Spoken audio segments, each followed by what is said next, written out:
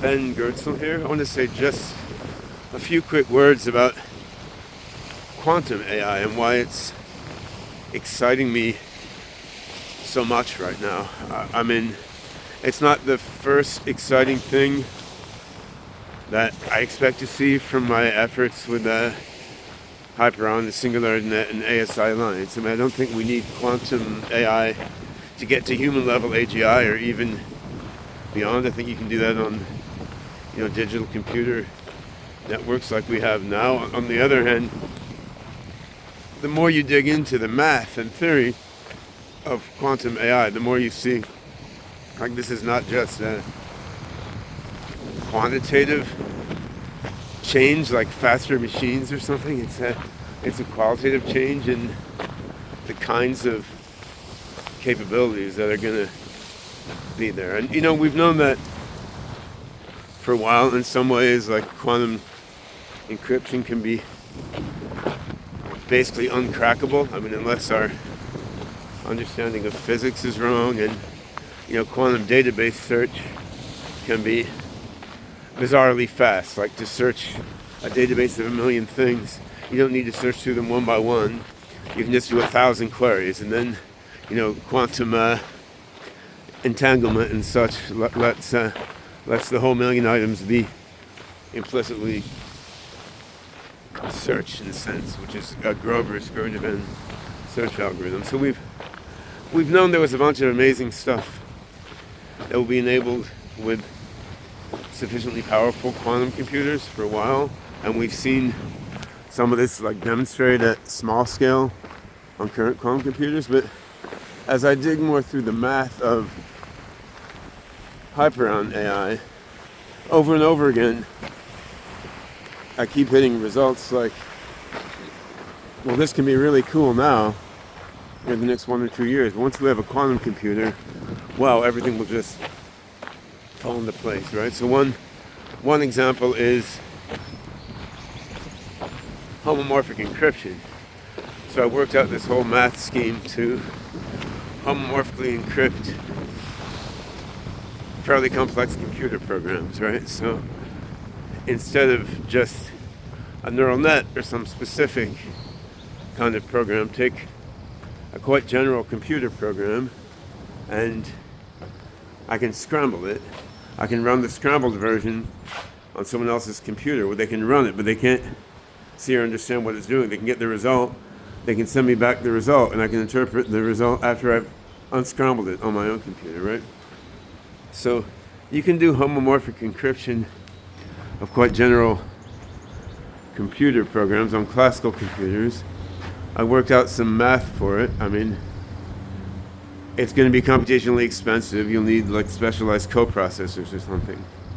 And it still might slow you down by 100 or 1,000 times. What it looks like is if you do something comparable on quantum computers, it may slow you down only 10 times or something, like from some very preliminary back of the envelope calculations. And that means that privacy of complex computation, if it's still a thing post singularity, I mean this is going to be just a much cheaper and easier thing in the quantum computing world.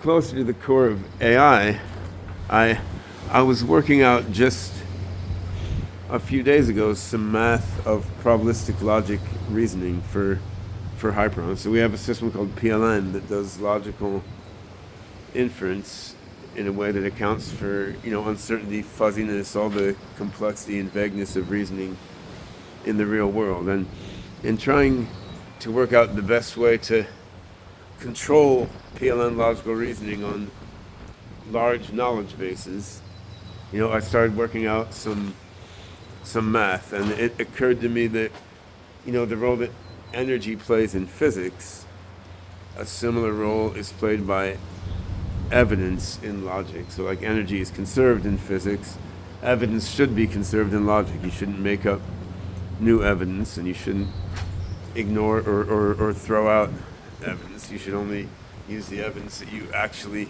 have, rather than being senile and forgetting or being crazy and hallucinating, right? So in physics, you have the notion of systems that proceed from their start to the finish along a sort of least action path, as they call it in physics. And energy conservation is sort of equivalent to the statement that physical systems will follow this least action path.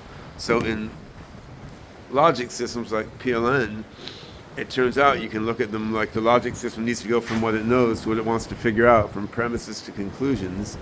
The logic system can do that according to a sort of least cognitive effort path, and that turns out to be a path that handles evidence in a nice way, like conserving it without double counting evidence and making logical errors in that way, without hallucinating evidence, without forgetting relevant things, and so on. So, in working out this mathematics of sort of least cognitive effort paths that conserve evidence nicely in logic systems, I started thinking, okay, what about quantum evidence? How would this work in quantum computers? And I came up with something called QLN, quantum logic networks, which is an extension of PLN to quantum computers. Now, we can't implement that except in very small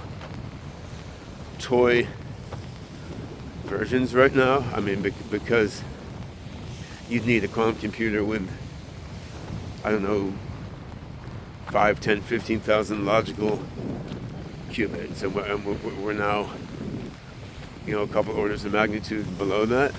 We could get there in like 5 to 15 years without an AGI revolution, but if we get AGI, I mean, that could accelerate the advent of quantum hardware considerably, right? So, but what you find when playing on paper in math with QLN rather than PLN, I mean, you find just a lot of inferences become much, much easier than it's ever going to be in a classical computer. Like to simulate a whole complex system, like say the future pathways by which a mind might evolve if it changed itself, right? Or a complex chemical system like you want to simulate to do discovery of new drugs, or understand how aging works holistically, or to predict how a new type of nanosystem or femto or attoscale machine might evolve. Like, all these kinds of things are going to be hard to make tractable even for an AGI slightly beyond the human level on classical computers. But then if you're on a quantum computer, you get a whole different level of abundant thinking that's possible. So yeah, while I'm working to make PLN work at scale on our current computing hardware so as to make the breakthrough to real human level AGI, and I think we do need stuff like PLN and other breakthroughs beyond current LLMs, which are really, really powerful systems, but they're not thinking in the same way that the human mind is, or that an AGI needs to, right? So while working on PLN and other AGI capable of reasoning and learning systems, the math you develop along the way almost turns quantum all by itself. And you can see that, like, PLN will bring us beyond the human level, but then not too long after that, QLN is going to bring us